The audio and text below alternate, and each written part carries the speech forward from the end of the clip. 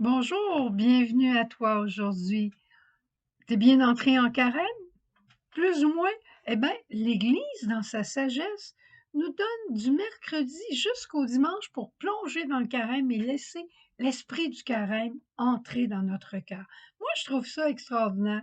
Moi, aujourd'hui, je voulais aller au studio pour préparer notre coin du carême pour lundi, mardi prochain. Et tout d'un coup, je réalise que c'est moi qui ai le message lumière aujourd'hui, mais mon coin carême n'est pas prêt pour le message lumière. Eh bien, je vais le préparer dans les prochains jours, puis lundi prochain, on sera rendu. C'est la même chose pour tes résolutions, c'est la même chose pour ta vie de prière. Peut-être que tu veux faire des changements. On a jusqu'à dimanche pour bien se préparer. Et notre Saint-Père, le Pape, écrit dans une lettre, c'est-à-dire qu'il disait mercredi, à la messe de mercredi décembre, il reprenait la parole de saint Paul. Voici maintenant le moment favorable, le voici le jour du salut. Crois-le, c'est pour nous, ça, ce jour du salut.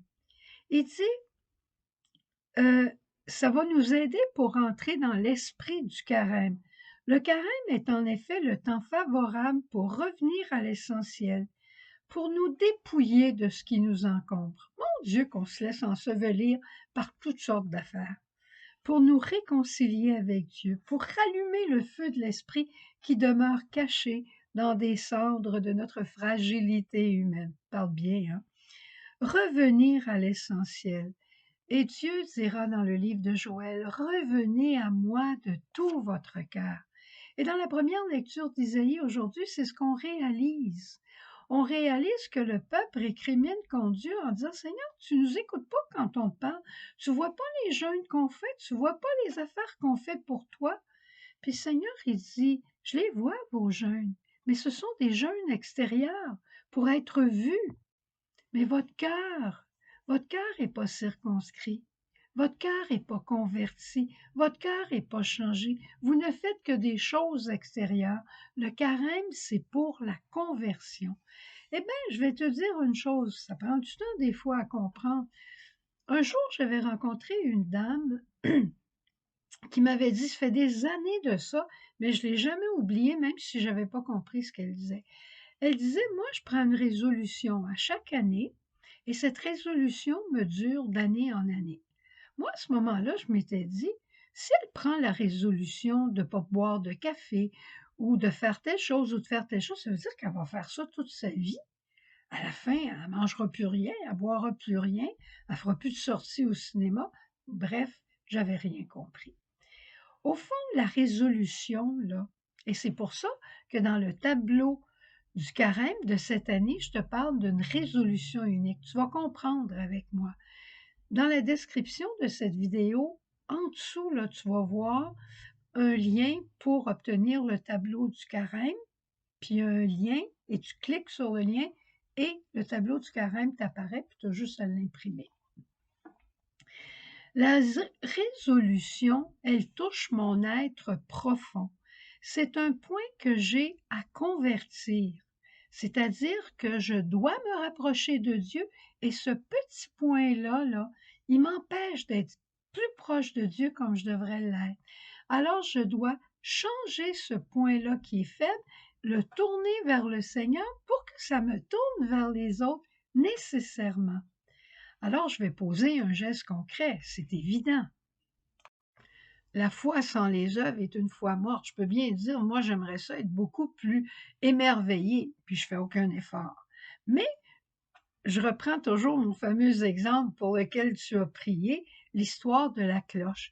Ben, c'est ma résolution, comme je te disais, pour le carême, mais cette résolution-là va faire de moi une épouse tellement plus attentive à l'appel que l'époux me fait régulièrement au cours d'une journée. C'est la même chose pour l'émerveillement. Quelqu'un qui dirait, moi, je m'émerveille jamais, je suis toujours en train de picosser, je suis toujours en train de chialer un peu. Ben, à partir de ce dimanche du carême, je commence à m'émerveiller de mon époux, puis je lui dis une belle chose que j'ai trouvée dans la journée par rapport à lui, par rapport à nous. Puis la deuxième semaine, j'en mettrai 2, puis la troisième semaine, j'en mettrai 3. Il te reconnaîtra plus à la fin du carême, puis peut-être que toi non plus, tu te reconnaîtras pas. Puis c'est bon pour les hommes autant que pour les dames. Alors, tu comprends que la résolution nous amène à une conversion intérieure. Et c'est ça qui est important. Parce que le but de tous ces gestes-là, si ce n'est que pour être vu, que pour se sentir comme quelqu'un qui grignote beaucoup, parce qu'il s'ennuie, parce que ci, parce que ça, ben, au fond, c'est parce qu'il y a un vide affectif. Mais si, au moment où je dis j'ai envie d'aller prendre un morceau de gâteau, ou j'ai envie d'aller prendre un biscuit, puis je m'arrête, puis je dis, non, j'ai dit que je grignoterais pas. Mais Jésus, viens remplir intérieurement en moi ce vide affectif que j'ai. Je sais bien que le bon Dieu va le faire pour toi, voyons donc.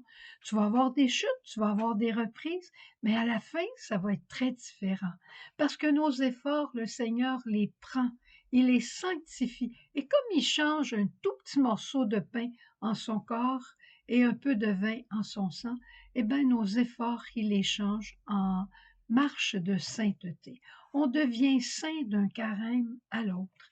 Et c'est exactement ce que nous dit le pape quand il parle des 3 balises là, traditionnelles du carême auxquelles il faut se tenir parce qu'ils nous sont demandés ces 3-là, à savoir l'aumône, la prière et le jeûne. Mais il dit, l'aumône, c'est pas un geste rapide qu'on fait, puis des fois pour que d'autres nous voient, puis dont on peut parler, mais c'est de toucher de ses mains et de ses larmes la souffrance du pauvre. C'est beau de donner peut-être 1 $ ou 2 $ à un quêteux sur le bord de la rue, mais s'arrêter pour lui parler, l'écouter, voir qu'est-ce qu'il a à dire. C'est pas pour lui donner plus d'argent, mais c'est pour communier avec lui. Il va dire ensuite, la prière, c'est pas un rituel en disant, ben, je vais dire un chapelet de plus. Dis-le ton chapelet de plus, c'est merveilleux, mais dis-le avec des intentions particulières. Dis-le en méditant les mystères, en t'appropriant ces mystères-là dans ta propre vie. Le jeûne, c'est pas un simple renoncement.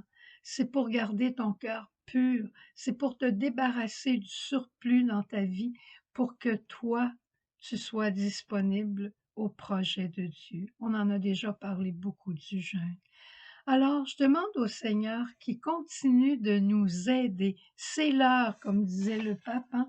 C'est le moment favorable pour nous convertir et à Pâques ressusciter. C'est comme ça qu'on va ressusciter. Au revoir. Bonne chance. À demain et que l'Esprit féconde, qui rend déjà féconde tous tes efforts, en te rappelant qu'il y aura des chutes et qu'il y aura des relèvements. Au revoir. Jésus, ma vie.